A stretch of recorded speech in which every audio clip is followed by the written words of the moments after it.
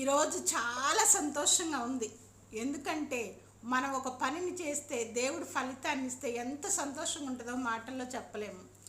ఈ ఈరోజు నేను ఒక చిన్న పని చేశా, కానీ దేవుడు దాన్ని పెద్ద అద్భుతమైన సాక్ష్యంలాగా మార్చాడు.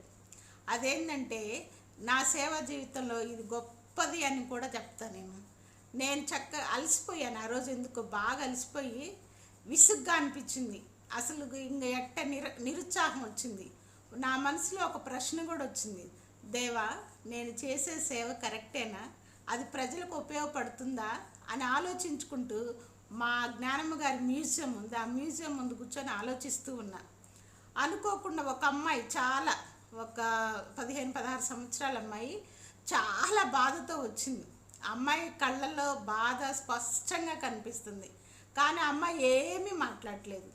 ఏదో చెప్పాలని ట్రై చేస్తుంది కానీ ఏమీ చెప్పట్లేదు. నాకు కూడా ఏం చేయాలనో అర్థం కాలేదు. నేను బాధగా ఉన్నాను, ఆ అమ్మాయి కూడా బాధగా వచ్చింది.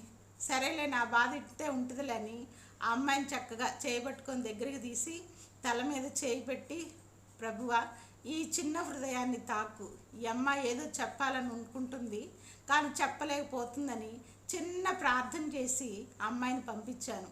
అమ్మ నేను నీకోసం ప్రార్థన చేశాలే, నువ్వు వెళ్ళు అని చెప్పాను. అదే చక్కగా వెళ్ళిపోయింది. తర్వాత కొన్ని రోజుల తర్వాత మళ్ళా నాకు కనిపించింది. ఈసారి కళ్ళల్లో ఎంత ఆనందమో, పట్టలేనంత ఆనందం వచ్చి, సిస్టర్ మీరు ఆ రోజు నా కోసం ప్రార్థించారు కదా, నాకు చాలా ఆనందంగా ఉంది.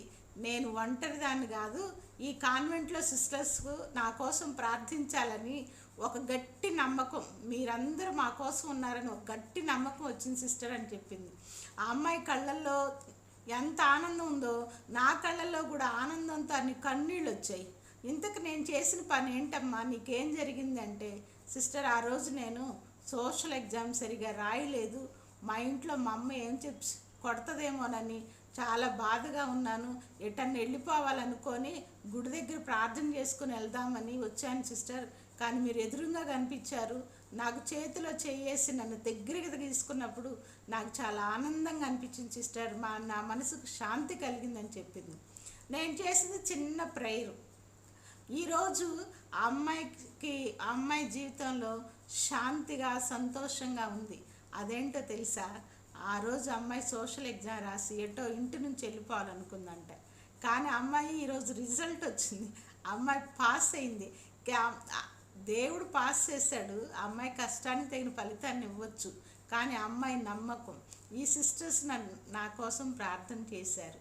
ఈ సిస్టర్స్ దగ్గర ప్రార్థన చేయించుకుంటే జీవితంలో కార్యాలు సఫలమవుతాయి అని చూడండి ఎంత నమ్మకము.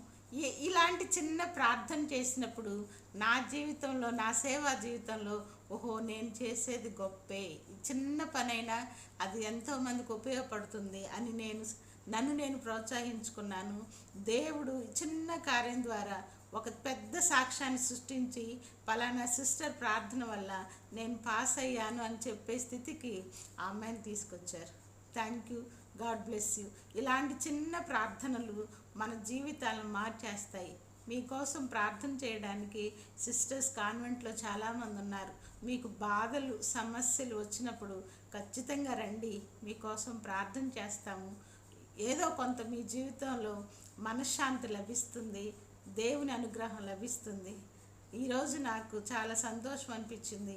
ఆ అమ్మాయి హ్యాపీగా వచ్చి చక్కగా తన ఆనందాన్ని షేర్ చేసుకుంటుంది. Thank you. ఈ దేవుడు అలాంటి కార్యాలు మరెన్నో చేయాలని హృదయపూర్వకంగా కోరుకుంటున్నాను.